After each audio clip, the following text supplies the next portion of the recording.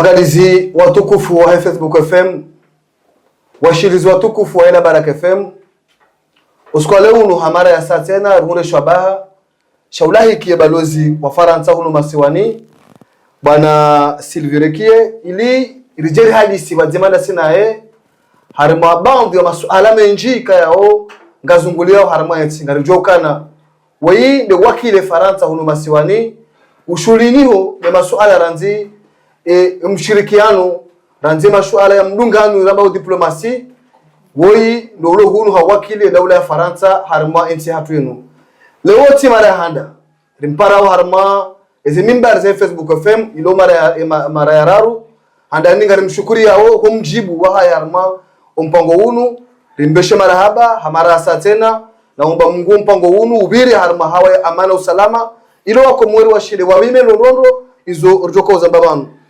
Il connaît bien ce plateau. Nos auditeurs le connaissent bien aussi.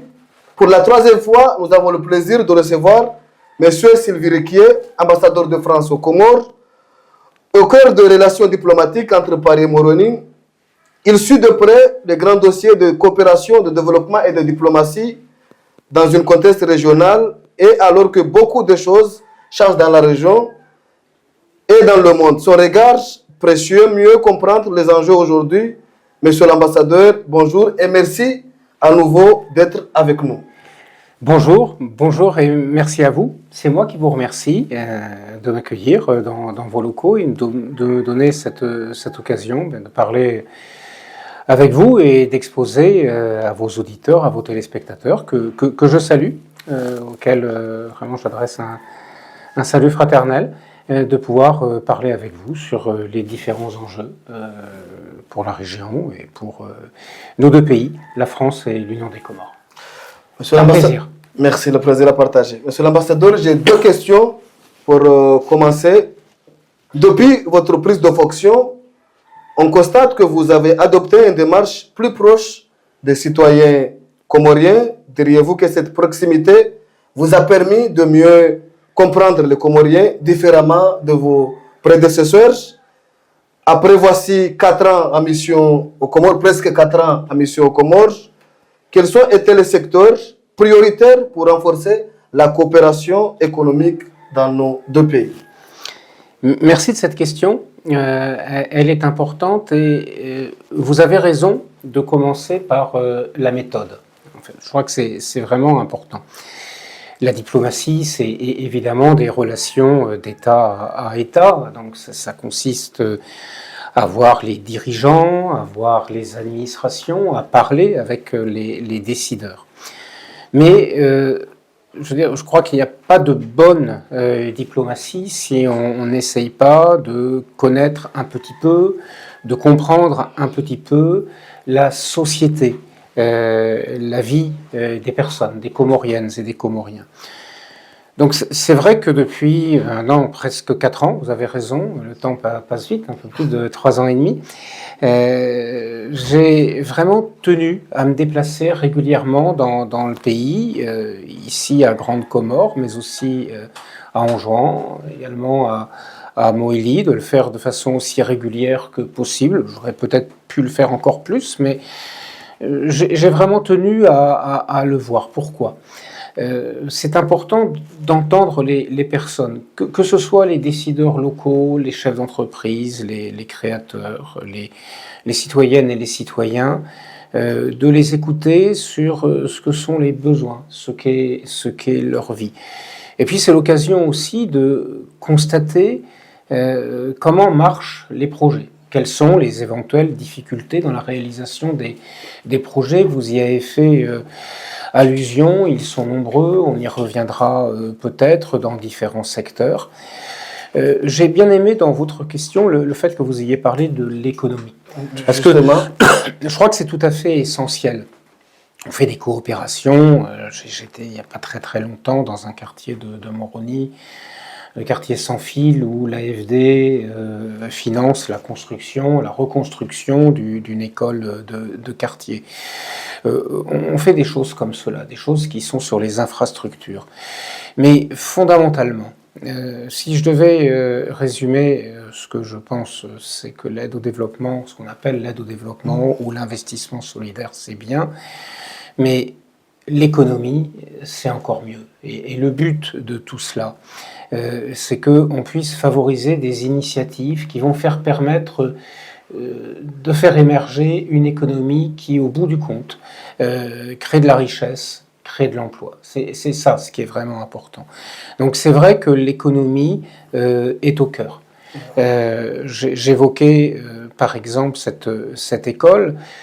On finance la construction d'une école, c'est une parmi 58, parce qu'au total... 58 écoles 58 écoles, collèges, lycées, dans les 3 îles, au total. C'est ce qui a été en partie fait, ce qui est en train d'être fait, et ce qui, dans les 2 années, 3 années qui viennent, va être achevé, si tout va bien.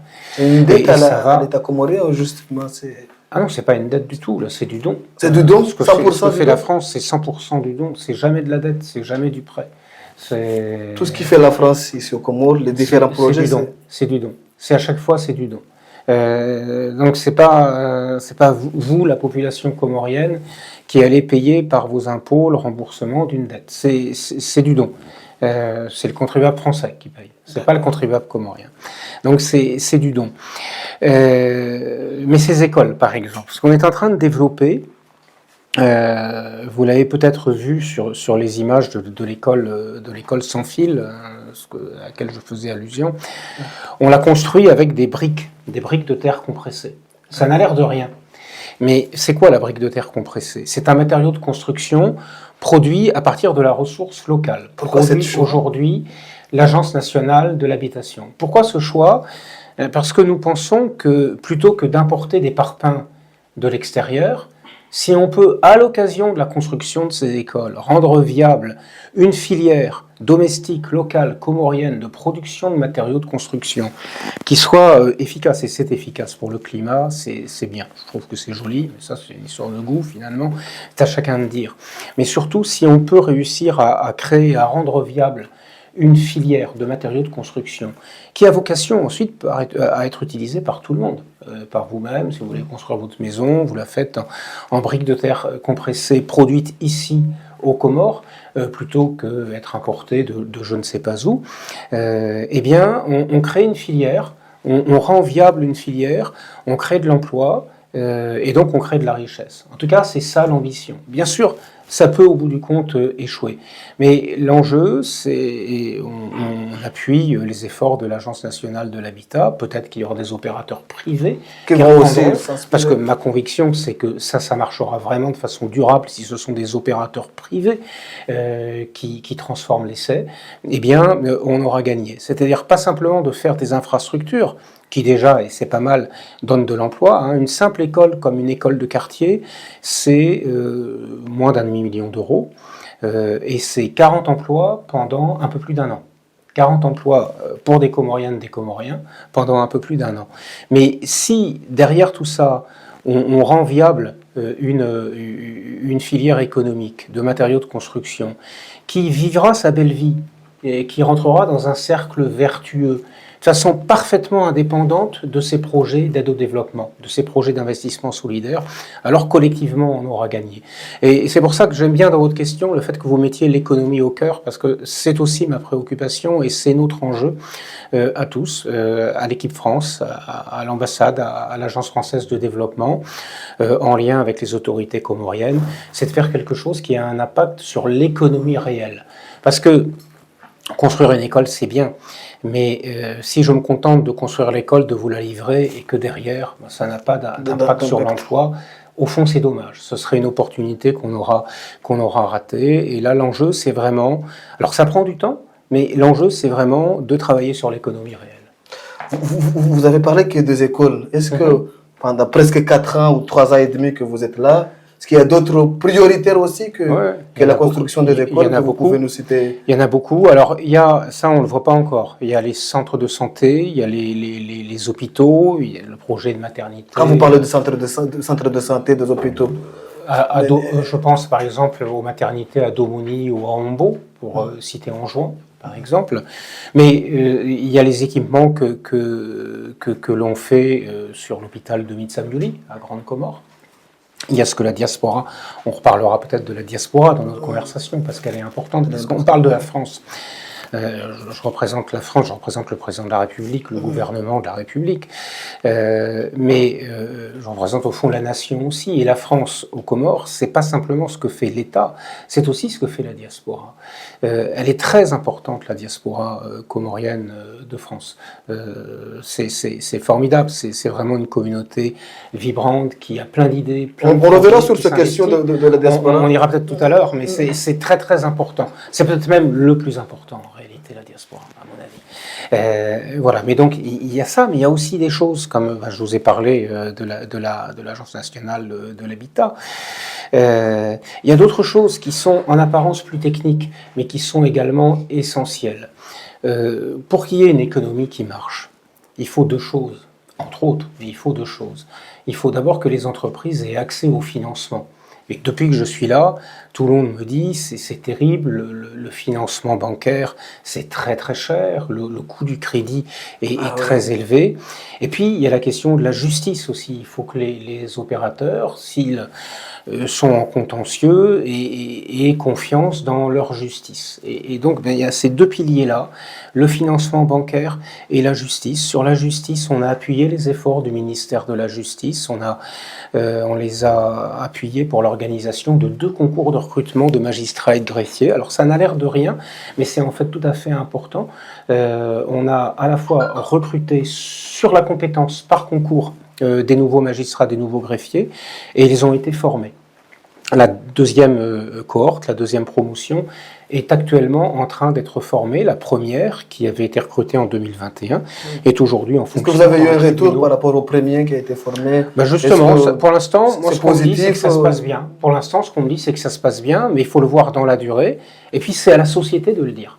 C'est d'ailleurs pas tellement à moi, mais c'est à la société de le dire, et de le dire dans la durée. Est-ce que les gens sont contents avec ça? Mais vous que vous avez financé aussi, est-ce que vous avez un peu un retour? Moi pour l'instant, mais 2021, ils ont dû être versés dans le corps en 2023, donc c'est encore très très récent, c'est très très jeune. On verra ça dans 5 ans, ça faudra demander peut-être au successeur de mon successeur de porter une appréciation.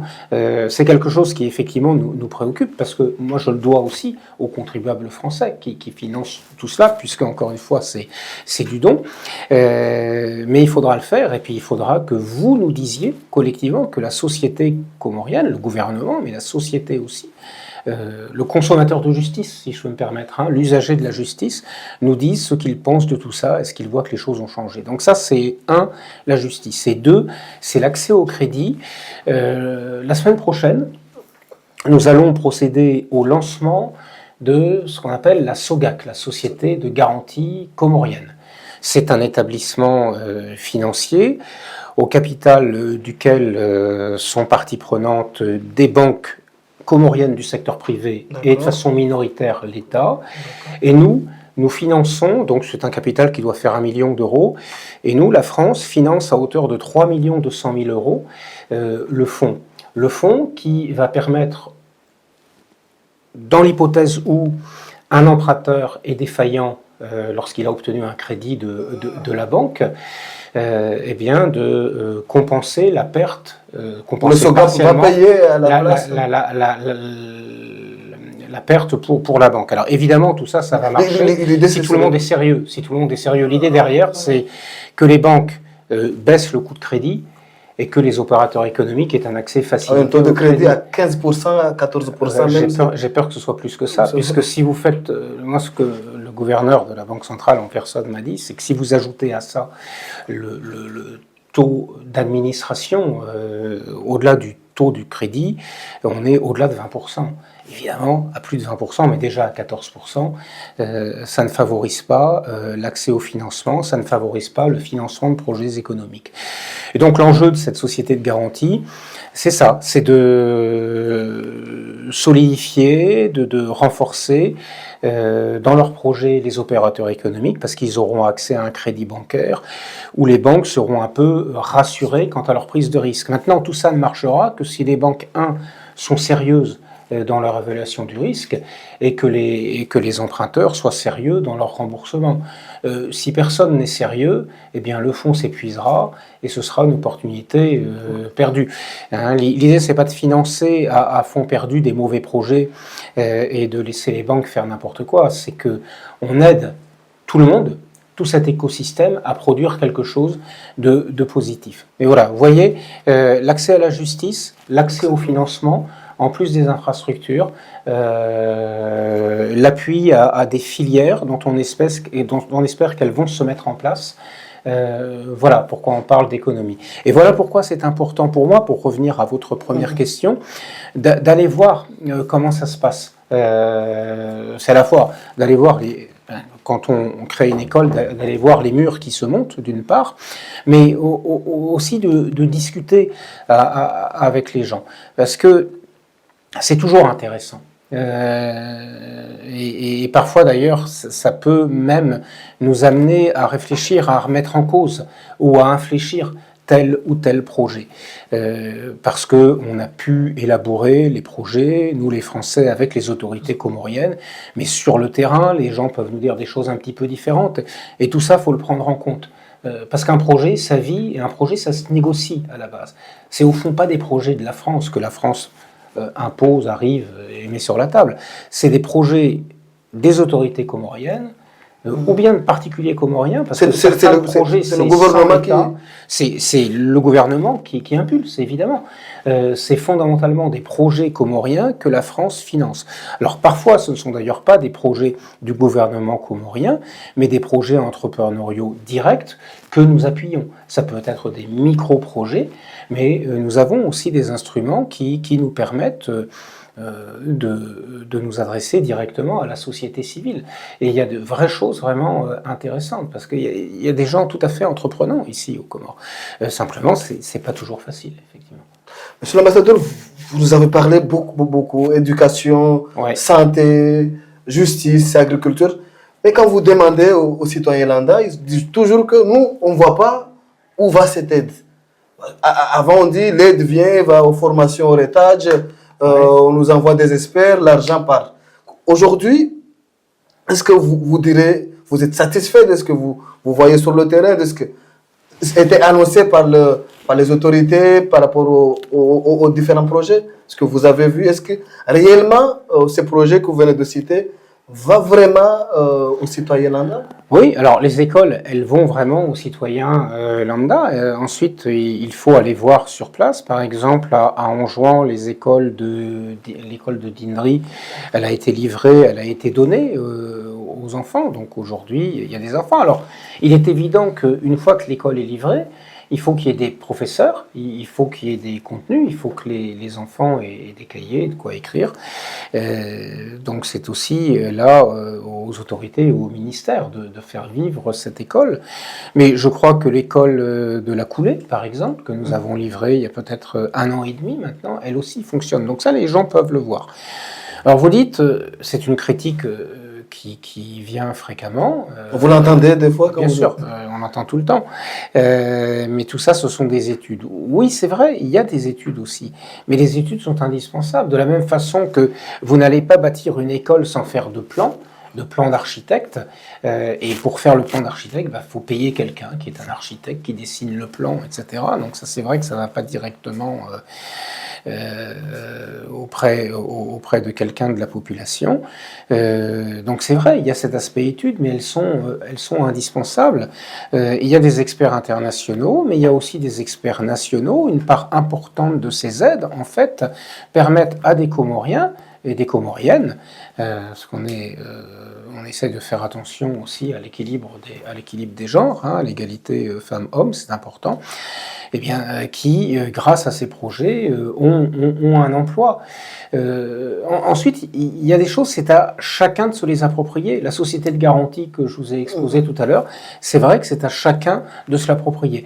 Mais j'entends la critique, et c'est vrai que c'est peut-être moins visible qu'un gigantesque bâtiment qui domine par ses étages la ville de Moroni, par exemple, effectivement, ou tel autre bâtiment, je ne sais pas, je ne vais pas en citer un plus que d'autres. C'est vrai que c'est moins visible peut-être, mais ça a aussi un impact concret dans la vie des gens. Et ce que je peux vous dire de façon certaine, c'est qu'on est clairement sorti d'une phase au cours des 3 années qui viennent de s'écouler, en effet, où il y a eu beaucoup de lancements. On a vu l'hôpital d'Mbeni aussi. On a vu des tas de choses comme ça, en effet, où là, on est dans la construction, dans la livraison, dans les deux années qui viennent.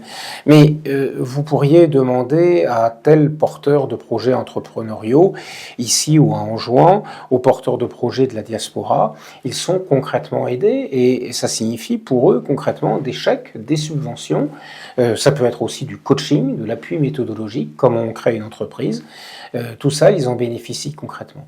Ensuite, et effectivement, il faut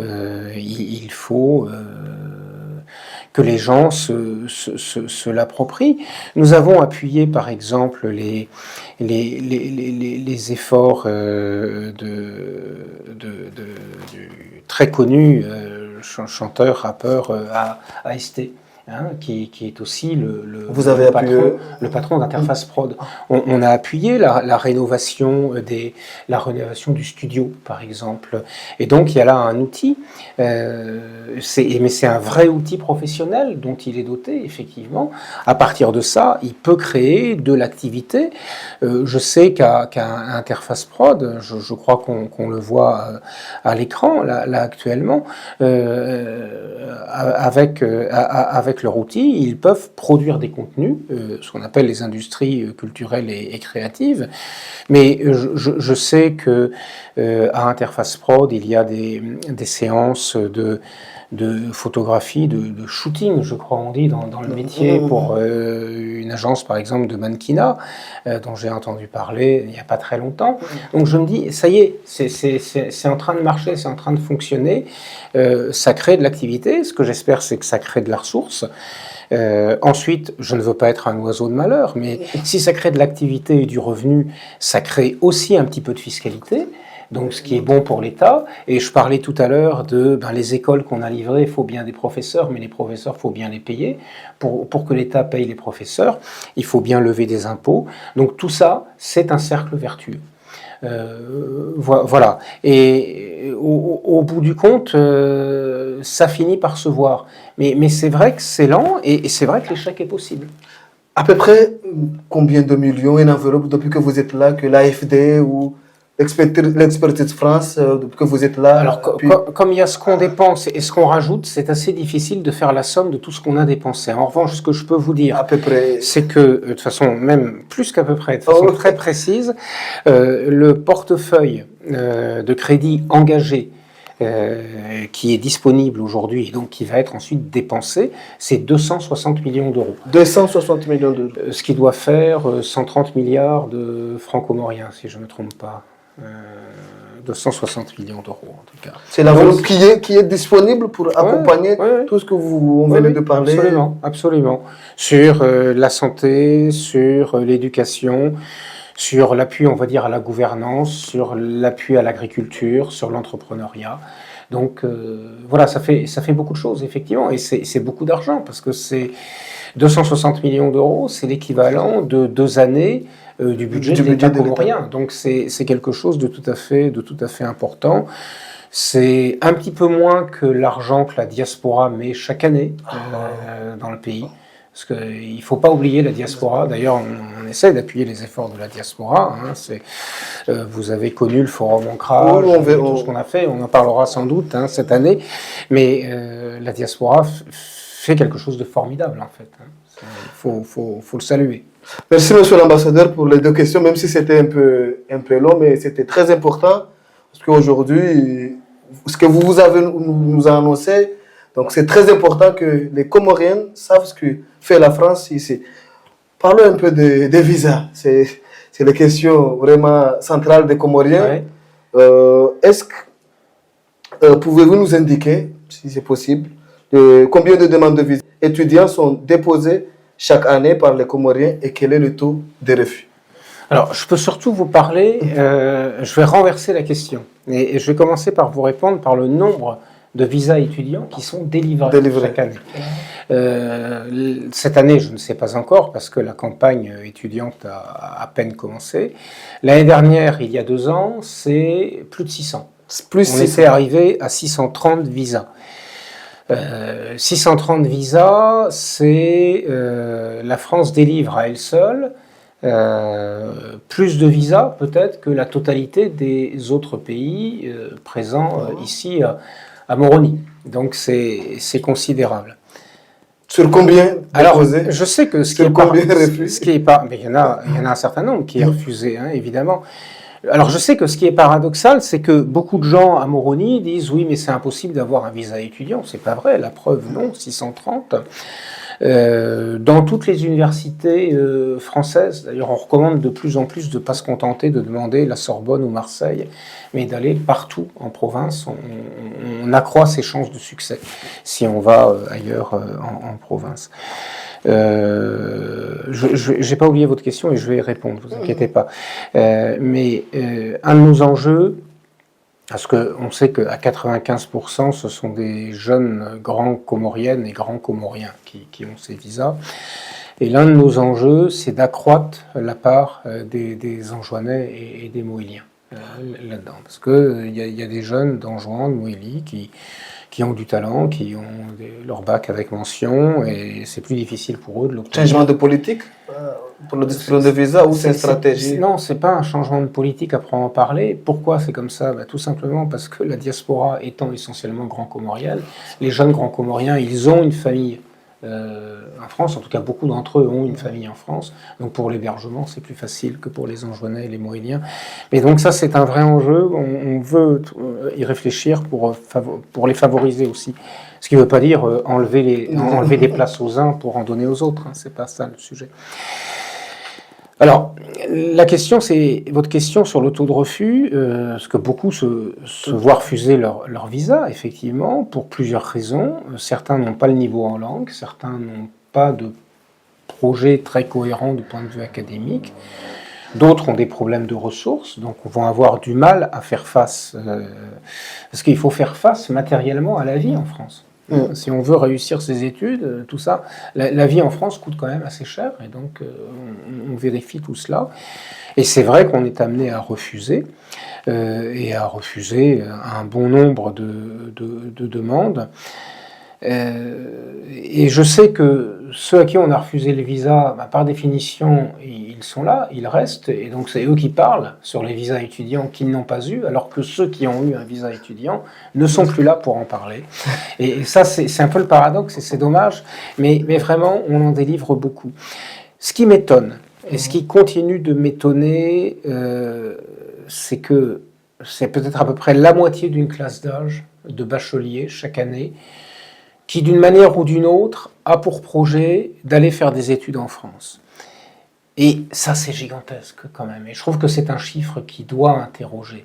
Et qui doit interroger aussi sur ce que l'Université des Comores peut proposer à sa jeunesse. Parce que le visa pour la France, à mon sens, ne devrait pas être l'unique ambition immédiate d'un jeune bachelier ou d'une jeune bachelière.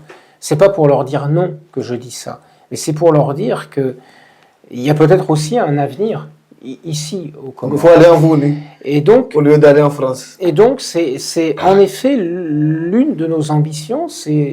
D'ailleurs, c'est plus qu'une ambition parce qu'on y travaille.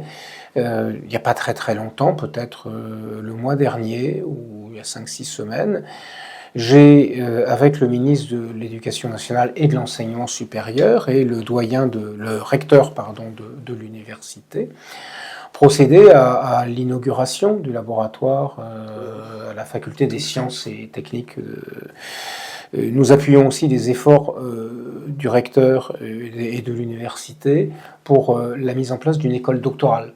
Donc il y a quelque chose qui est à renforcer. L'idée c'est de baisser un peu. C'est de renforcer. En tout cas, c'est déjà de renforcer l'offre à l'université des Comores. Pour que les gens. Qui doit être une option. Parce que je me dis, c'est quand même. C'est quand même tout à tout à fait étonnant qu'une telle proportion de jeunes, comme réflexe immédiat après le bac, c'est de se dire je suivrai bien mes études en France. Et donc, ce qui effectivement génère de la frustration et donc génère cette idée que le visa pour faire des études supérieures en France est difficile à obtenir. Et donc, je pense que c'est à peu près un étudiant sur 2 ou sur 2,5 qui l'obtient, à peu près, par rapport à la demande, pour répondre à votre question. Mais une idée par rapport aux gens qui déposent à peu près, vous n'avez pas un chiffre comme 1 ça? sur 2,5 à peu près. 1 sur 2,5, c'est-à-dire qu'on doit être à 1500 visas à peu près. D'accord. Mais justement, on est sur cette question de visa. Comment justifiez-vous l'allongement des délais de traitement de demande, notamment pour le détenteur de passeport diplomatique? Et que répondez-vous aux accusations de l'ancien ministre des Affaires étrangères, Maître Fahmi Saïd Ibrahim? Récemment, il était sur les antennes de RTC, qui concerne le blocage des dossiers de mariage et de demande de visa par votre consulat. Comment répondez-vous à cela? Alors, il y a plusieurs choses dans votre question, il y a plusieurs questions. D'abord, sur le fond. Sur le fond, il n'y a pas de blocage. Il y a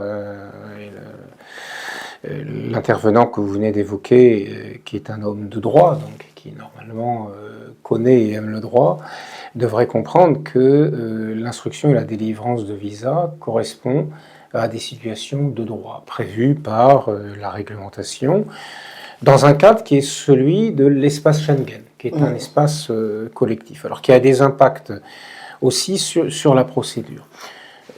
Votre premier point sur la question du temps, le temps de traitement. Oui, il y a un temps de traitement qui maintenant est d'1 semaine parce que les visas ne sont pas traités uniquement ici, mais ils sont traités en remontant dans les administrations centrales et c'est un système collectif, un système Schengen. Donc maintenant, c'est vrai que ça prend... Même demande de visa, la personne qui est aux États-Unis, qui est au Maroc, c'est le même. C'est variable selon les pays. C'est variable pour les États-Unis, il n'y a pas d'obligation de visa, par exemple, pour les Américains. Il peut y avoir des variations selon les nationalités, selon les pays que vous il y a des pays qui ne sont pas soumis à l'obligation de visa, il y a des pays qui sont soumis à l'obligation de visa, voilà. Et donc oui, effectivement, c'est 1 semaine et c'est vrai que c'est un peu long.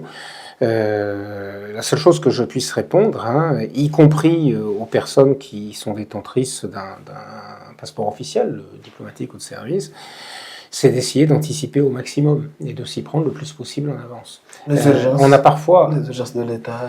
Il peut y avoir des urgences de l'État, mais ça, on les traite et on sait les traiter. Mais c'est les urgences de l'État, effectivement. Mais souvent, je vois moins d'urgences qu'un défaut d'anticipation. Ça, le défaut d'anticipation, je le vois beaucoup. Je me souviens, en dehors des questions de passeport diplomatique et de service, c'était une histoire assez triste d'ailleurs, l'année dernière. Ça a même fait des titres dans la presse. Une jeune femme qui avait attendu brillantissime, qui a fini par avoir son visa étudiant, donc je donne la réponse à la fin. Mais dans un premier temps, on ne l'a pas eu. Pourquoi? Parce qu'elle s'y était prise tellement tard qu'elle avait son rendez-vous qui était, pour déposer sa demande de visa, qui était postérieur à la rentrée dans sa faculté. Elle aurait pu s'y prendre 1 mois avant. Elle aurait dû le faire. Il y a des gens qui n'anticipent pas assez. Et la seule chose que j'ai à dire à ça, c'est pour éviter ces psychodrames, pour éviter du stress. Pour vous éviter du stress, prenez le temps. Prenez le temps le plus tôt possible. Vous nous parlez, c'est pas un blocage ici au Comore. C'est pas un blocage. Il n'y a pas de demande de mariage, il y a pas un transcription. Sur les questions de transcription de mariage, c'est autre chose. Ça, c'est. Il y a beaucoup de lenteur. Il y a beaucoup de. Il y a beaucoup de lenteur parce que il y a beaucoup de demandes et puis 2, il y a des situations où clairement. On est face à des documents qui sont faux, des situations qui ne sont pas réelles. Donc malheureusement, on est obligé d'examiner ça à fond.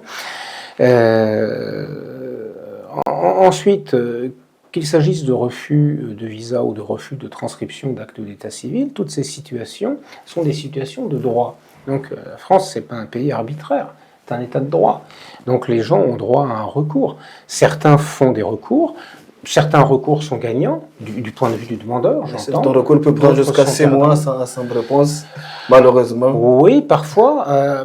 S'il n'y a pas de réponse, c'est que c'est un refus, mais le recours, il arrive que les juridictions soit confirment la décision de l'administration, soit annulent la décision de l'administration. Il y a des gens que vous avez évoqués qui sont avocats de leur métier et qui savent ça très bien. Voilà. Donc moi j'appellerais juste par rapport aux paroles qui ont pu être proférées et que j'ai vues, j'appelle juste les personnes à la mesure dans leurs propos, parce qu'il y a des propos qui ne sont pas acceptables. Il y a une politique, il n'y a pas une personne qui fait quelque chose, il y a une politique. C'est pas la réalité. Et des situations de droit. Je ne dis pas qu'il n'y a pas des refus et qu'il n'y a pas, en matière de visa, ou qu'il n'y a pas de refus en matière d'état civil. Il y a, en effet, et je les assume complètement. Je dis juste que dans les propos qui sont tenus, il faut un peu de mesure. Alors que le Comore s'apprête à célébrer, on va passer à une autre question, parce que le temps que nous a donné presque terminé. Alors que le Comore s'apprête à célébrer les 50 ans de leur indépendance, la question de Mayotte demeure centrale, notamment avec la volonté de la France d'intégrer Mayotte à la COI. Craignez-vous que cela radicalise la position des autorités comoriennes vers la France? Alors, d'abord, on n'a pas parlé d'intégrer Mayotte à la COI, mais de voir comment faire bénéficier Mayotte des programmes de la COI, ce qui n'est pas tout à fait la même chose. Il y a des choses qui ont été rappelées, à juste titre d'ailleurs, c'est que la COI est une association d'État.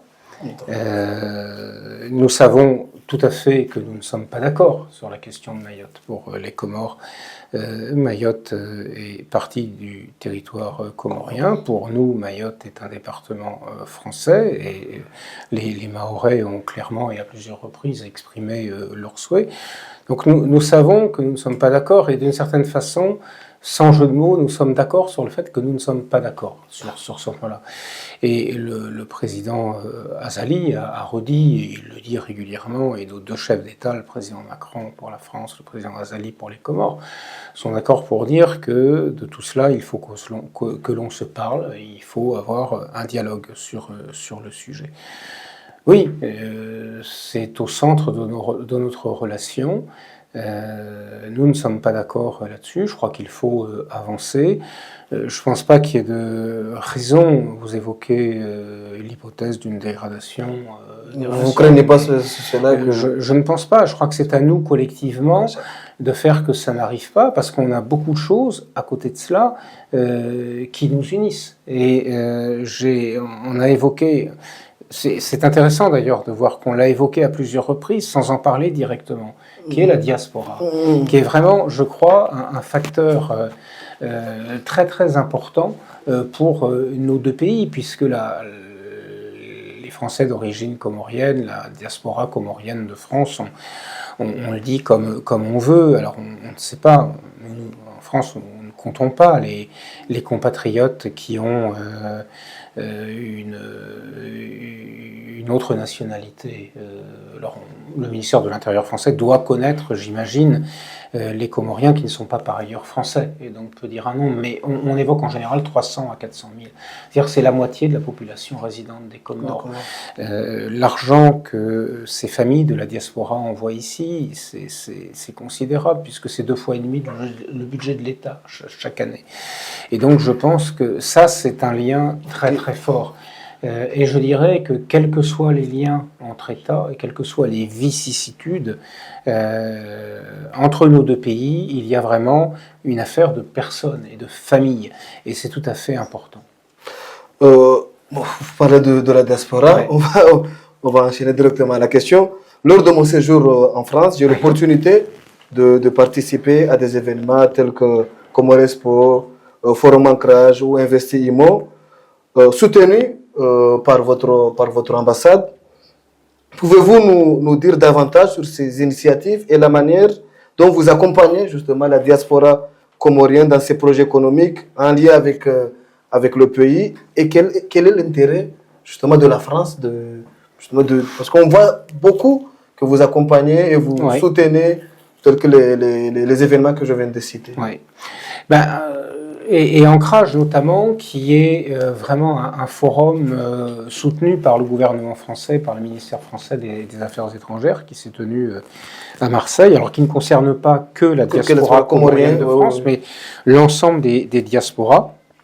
C'est pour nous une conviction profonde, c'est que du fait de ces liens humains très très forts, la France peut offrir quelque chose à travers ces communautés, les communautés françaises d'origine comorienne ou d'autres pays.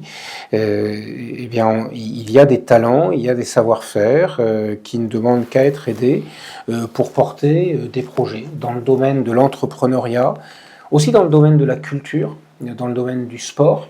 Il ne faut pas oublier le sport. Je veux dire, pour ce qui est de la France et des Comores, l'équipe des Sélacantes, par exemple, elle en est exemplaire, parce que je pense que la majorité des joueurs des Sélacantes jouent au quotidien dans un club français, en dehors de leur appartenance à l'équipe nationale des Comores. Au plan entrepreneurial, nous sommes convaincus que c'est quelque chose de tout à fait important. Et donc, il faut faire se rencontrer les gens, il faut favoriser l'action de celles et de ceux qui, en France, font connaître les Comores. Je pense par exemple à quelqu'un qui est très connu, qui est l'influenceuse Onéchaï, qui valorise l'ilang-ilang. L'ilang-ilang, c'est à la fois complètement emblématique des Comores, hein, c'est les parfums des Comores, mais l'ilang-ilang, c'est aussi quelque chose qui est très français, qui est même très Paris, si j'ose dire, puisque Paris, c'est peut-être la Tour Eiffel, c'est aussi Chanel numéro 5. Et l'ilang-ilang, c'est dans Chanel numéro 5, par exemple. Et je crois que dans les 2/3 des parfums, peut-être les 2/3 des parfums, il y a de l'ilang-ilang. Mais en tout cas, Chanel numéro 5, qui est un peu emblématique de la France. Onéchaï est soutenu par... Alors, Onéchaï, surtout, soutient. Je ne suis même pas certain qu'elle ait besoin d'être soutenue par nous. Elle se soutient très bien toute seule et avec talent. Et ça, il faut la féliciter, il faut la saluer. Mais elle soutient les Comores, ça c'est certain, effectivement.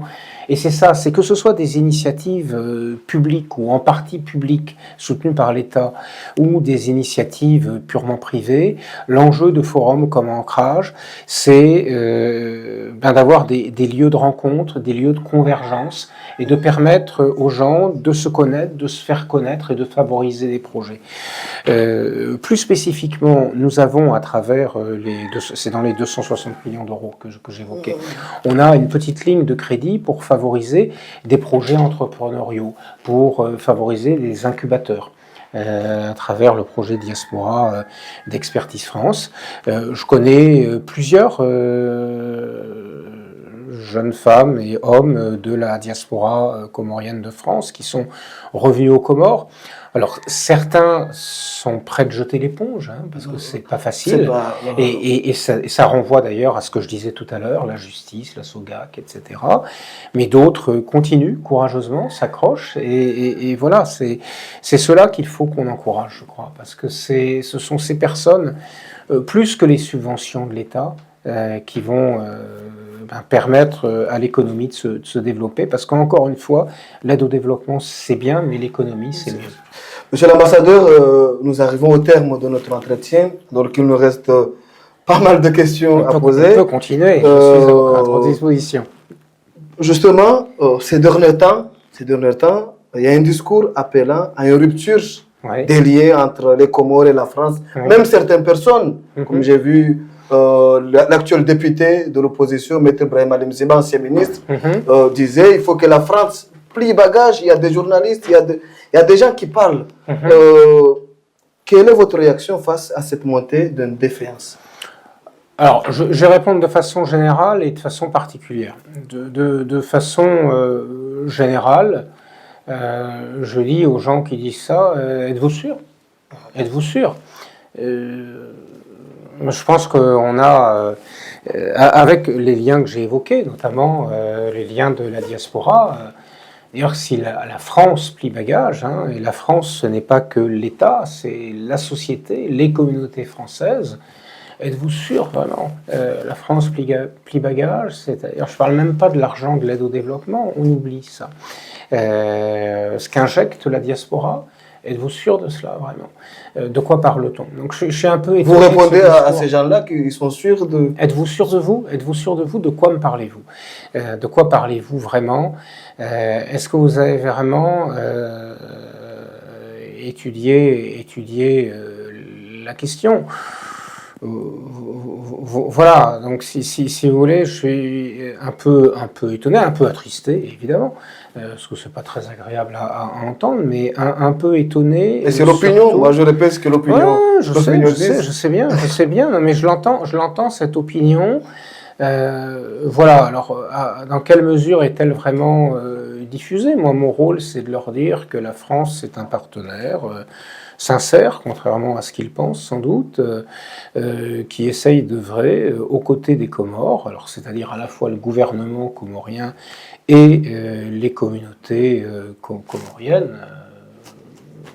Voilà, pour le bien, pour le développement des Comores, parce que je ne sais pas quel est le but pour ces gens et qu'est-ce que cela veut dire vraiment, mais je suis prêt à en discuter avec eux. Quant aux députés que vous évoquiez, écoutez, la parole est libre, il est député de l'opposition, il peut... j'ai presque envie de vous dire de façon un peu taquine, mais à lui, qu'il soit dans ce cas-là en cohérence avec lui-même, le jour où son visa viendra à échéance, qu'il ne vienne pas nous en demander le renouvellement. C'est des menaces? Non, c'est pas une menace, c'est plutôt un trait d'humour. Mais je veux dire, on ne peut pas à la fois dire quelque chose et puis faire le strict contraire dans la vraie vie. Merci, monsieur l'ambassadeur. Il me reste trois questions avant de terminer notre entretien. Parlons un peu de notre ancien président Sambi. Oui. Il s'est dit que la France serait opposée à une éventuelle évacuation sanitaire de l'ancien président.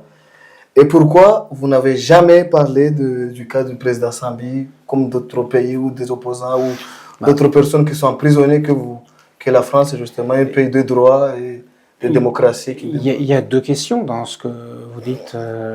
La première, je ne comprends pas. Pourquoi est-ce que la France s'opposerait? Enfin, j'entends parfois dire la France s'oppose à ceci, la France s'oppose à cela, mais la France ne s'oppose à rien. La France, c'est un partenaire des Comores, c'est-à-dire à la fois du gouvernement et de la population.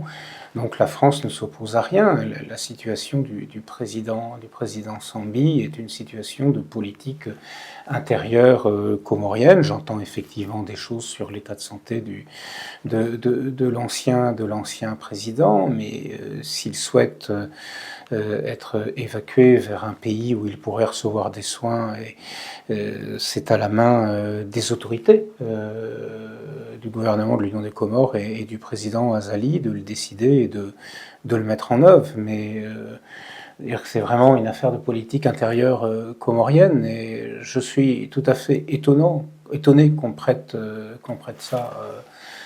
cette intention-là à la France. Pour ce qui est de déclarations publiques, en effet, vous ne m'avez pas entendu faire de déclarations publiques. C'est pour ça que j'ai posé la question aujourd'hui, que ça soit clair. Maintenant, la diplomatie est faite d'actions, de paroles, publiques ou pas. Voilà. Monsieur l'ambassadeur, avant de terminer, où en êtes-vous avec le projet d'installation d'une base militaire navale à Mayotte, même si l'ambassade avait sorti un communiqué pour demander cela, mais on a vu, par exemple, la Russie avait pris la parole pour dénoncer cela. Et aussi, j'enchaîne, est-ce que l'ouverture prochaine d'une ambassade russe à Moroni menace les intérêts de la France ici ou... Alors, cette fois, c'est trois questions. Plus deux pour gagner un peu de temps, je voulais les enchaîner. Non, mais vous avez vu le communiqué que j'ai fait publier, et c'est faux, les autorités françaises n'ont jamais parlé d'implantation d'une nouvelle base militaire navale, et il y a eu une surinterprétation tout à fait excessive des propos d'un ministre français, le ministre d'État, M. Valls, lors de son audition parlementaire. Ce n'est pas ce qu'il avait dit. Donc je vous renvoie à ses propos, à l'audition de ses propos le 12 mars dernier à l'Assemblée nationale française. Tout ça est sur YouTube et sur la chaîne parlementaire, puisque ces débats sont publics. Donc il y a eu des commentaires inexacts, et c'est pour ça que j'ai fait publier ce communiqué pour rétablir les faits, tout simplement. Bon, l'ambassade de la Fédération de Russie... Non, c'est pas l'ambassade à Tananarive, c'est la porte-parole du ministère russe des Affaires étrangères, je crois, a fait la déclaration qu'elle a faite. Bon, je dirais que c'est une mesure de désinformation assez classique, mais ce n'est que de la désinformation. Voilà, je pense que la Fédération de Russie n'ignore absolument rien de ce qui a été réellement dit, et elle n'a pas dit les choses sans savoir, elle a dit des choses inexactes en le sachant. Et l'ouverture d'un ambassadeur à Moroni, est-ce que... Écoutez, ça fait partie des relations entre le gouvernement de l'Union des Comores et la Fédération de Russie. Si je compte bien, avec l'ouverture d'une ambassade de Russie aux Comores, ce sera le 3e membre permanent du Conseil de sécurité des Nations Unies qui aura une ambassade résidente ici. Les États-Unis d'Amérique, d'ailleurs, en avaient une il y a un certain temps. Ils l'ont fermée depuis. Limite, il faudra poser la question tant aux États-Unis. Vous, en tant qu'ambassadeur, Pardon ? En tant qu'ambassadeur, les intérêts de la France ici... En tant qu'ambassadeur, je continuerai à représenter la France, à promouvoir ses intérêts et à dialoguer dans un dialogue fraternel avec les Comores, et à travailler sur les projets communs. Ensuite, je pense que le futur ambassadeur ou la future ambassadrice de la Fédération de Russie à Moroni fera, j'imagine, ce qu'il ou elle estimera nécessaire pour les intérêts de son pays. Certains opposants accusent la France de soutenir le régime d'Azadi, qu'ils qualifient d'un régime dictatorial. Que nous répondez-vous à cela? Et aussi, si vous avez oublié quelque chose à rajouter, vous avez 2 minutes à rajouter quelque chose, parce que là, nous arrivons au terme vraiment de notre entretien. Au vrai terme. Je vais peut-être déjà prendre 2 minutes pour répondre à votre dernière question. La diplomatie, c'est d'abord parler d'État à État. De toute façon, de la même façon qu'on ne choisit pas sa famille, on ne choisit pas les États avec qui on dialogue. On parle d'État à État. Et dire ça, ce n'est pas sous-entendre ou dire quoi que ce soit. Non, il y a une situation, il y a des autorités. On parle aux autorités parce que ce sont les autorités qui décident de ce qui se passe aux Comores. C'est avec les autorités qu'on développe des projets. Pour ce qui est des opposants, les opposants, de même que tous les représentants de la société civile qui souhaitent parler avec moi ou avec mes collègues, ils le savent très bien d'ailleurs, je les reçois bien volontiers et nous avons un dialogue également avec eux. Je parle à tout le monde. Et je constate d'ailleurs que je peux parler avec tout le monde, y compris avec les oppositions. Je ne pense pas le faire de façon clandestine en réalité. Voilà. Mais la France ne soutient pas un régime, et je ne parle pas des Comores. La France, elle a un dialogue et des coopérations avec des États, et donc avec les gouvernements de ces États. Et ça, c'est quelque chose qu'il faut vraiment comprendre. Et dire que je ne sais pas si vous posez la même question à mes collègues qui représentent leur pays ici à Moroni, ici aux Comores. S'ils acceptent. C'est la même chose pour chacun de nous tous. C'est la même chose pour chacun de nous tous. Et c'est la même chose pour mon collègue, l'ambassadeur de l'Union des Comores à Paris. Et il représente les Comores auprès du gouvernement français. Voilà. Est-ce que vous avez oublié quelque chose que vous voulez rajouter? Écoutez, je crois pas. Je crois qu'on a fait le tour. On aurait sans doute des milliers d'autres choses à évoquer. Non, peut-être deux points rapidement. D'abord, vous remercier de m'accueillir dans vos locaux et de cette occasion de parler avec vous et puis de m'adresser à vos téléspectateurs ou vos auditeurs. Je ne sais pas comment on dit d'ailleurs sur Facebook. Est-ce qu'on est encore sur des téléspectateurs? Je ne sais plus. Téléspectateurs, auditeurs, on est... Mais donc, je suis très heureux de cette occasion. C'est vraiment important.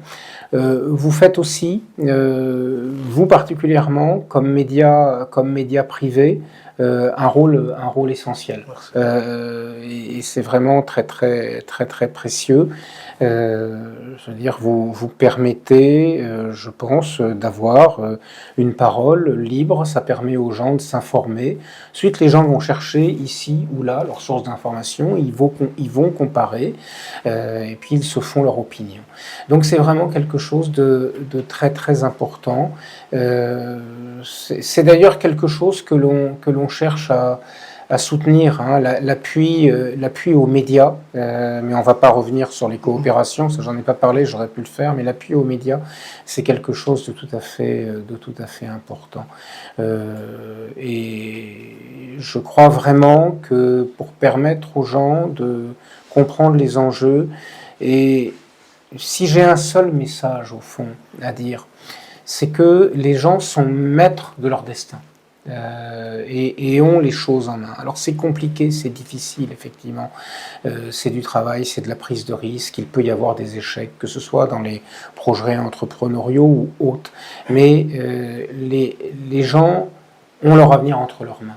Il ne faut pas attendre ça de façon magique de l'extérieur, et vous jouez vraiment encore une fois un rôle très important pour permettre aux gens de prendre en main leur destin, prendre leurs décisions et réaliser leurs projets.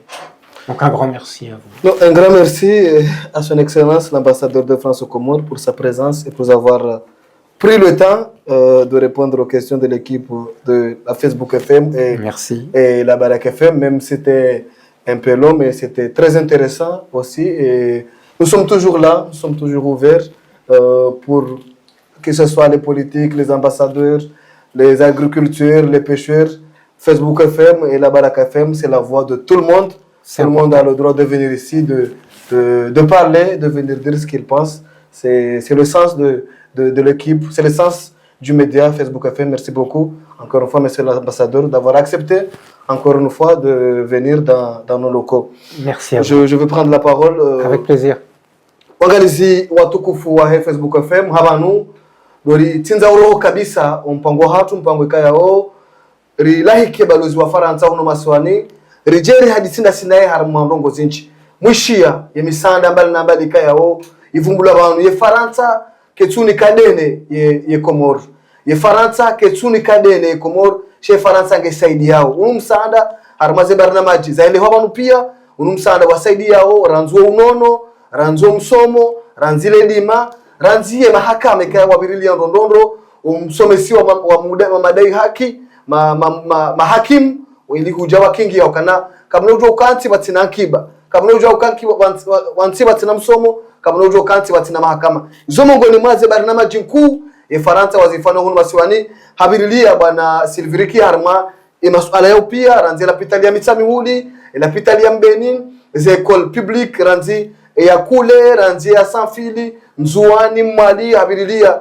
namna wasaidi yao mono le kungumano le chama la AST kayao lihundu msaada namna wasaidi yao diaspora leo yinu hajazana na za nyumeni na ndo hanti usaidia barnamaji ya nyumeni leo ino ngwanzo upare mapesa harima banki kuna ushinda ulibe she Faransa wajawa hansi kungumana la nimei la usaidia ilize banki wake makini mrado do usaidia mapesa yende afanye hazi zo mungo nimwa eza nimeni azone sabanu habili leo uswe diplomasi Faransa ngo banu wa gudungana ne Komoro ranzibala hata na banu umva usweze visa habililia onesa ukana leo ino hashangaya mru jametre fami Said Ibrahim kaya umru wa sharia ya jambe kanga umrutsoni kwa visa kabati igozi shamvu unu Komoro shashinde sharia le shirumilo wao aparaba nuka mndu nende na Kabula yende ya depose visa haishati hime hata wakati kurubia ngwanzo ya roho kananga bo muda wa hantiwe kaya ongwe lazimo ustehilwa